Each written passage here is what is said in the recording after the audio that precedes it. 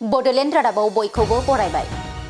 बर'नि सासे सुबुं सम्पद ललित कला अकादमी बान्था मोनगिरि मनेश्वर ब्रह्मनि नख'राव बिटिआरनि गाहाय खुंगिरि प्रमद बर'नि आगान।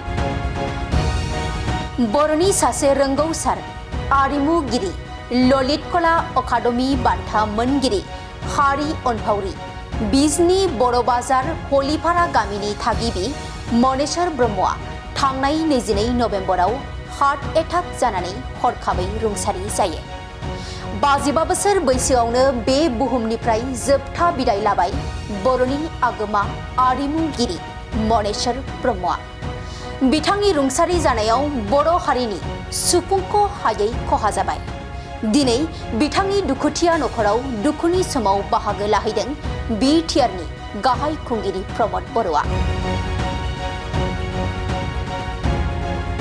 आखा-फाखा आरिमुगिरि मनेश्वर ब्रह्मनि रुंसारि जानायखौ गोथौ दुखु मोननाय फोरमायदों बिटिआरनि गाहाय खुंगिरि प्रमद बर'आ। आरो बिथांनि रुंसारि जानाया गमामायैनो जोंनि हारिनि थाखाय जोबोद मोनसे गिदिरथार खहा। मानोना सासे महरगिरि हिसाबै बे फिल्डआव बिथाङा गोबां दखल दङमोन। मनेश्वर ब्रह्मनि रुंसारि जानाया बर' हारिनि गिदिर खहा। डक्टर शोभा ब्रह्मनि उनाव आरिमु बिथिङाव मनेश्वर ब्रह्मआ बर' हारिनि दैदेनगिरिमोन होनना बुंदों बिटिआरनि गाहाय खुंगिरि प्रमद बर'आ।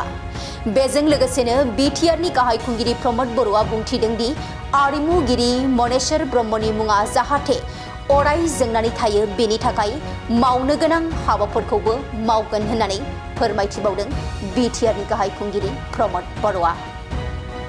बिथां मनेश्वर ब्रह्मआ रुंसारि जायो आरो बे खौराङा जोंखौ बयखौबो जोबोद गोसोआव दुखु मोनहोदों। बिथांजों आंबो गोबाव समनिफ्रायनो जोबोद क्ल'ज टाचआव थायोमोन। जोङो गोबां मोजां गाज्रि खोथाफोरखौ हारिनि बाथ्राफोरखौ शेयार खालामोमोन आरो बे हिसाबै जोङो अलमस्ट माने जुदिअ बैसोआव एसे गिदिर उन्दैबाबो क्ल'ज फ्रेन्ड बायदिमोन।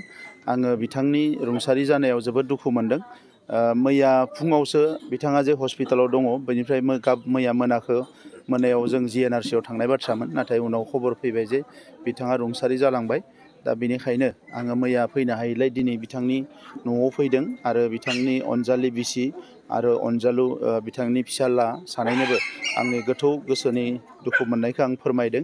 आरो इयुनाव बिथांनि नख'राव जिखिनि फैबाय थानाय समफोर दङ बेवहाय जों बयबो जयैनो आवगायलांगोन आरो बिथाङा सोरगोआव अराय आलो गोजोनै थाथों, बेखौनो आङो आर'ज गाबदों।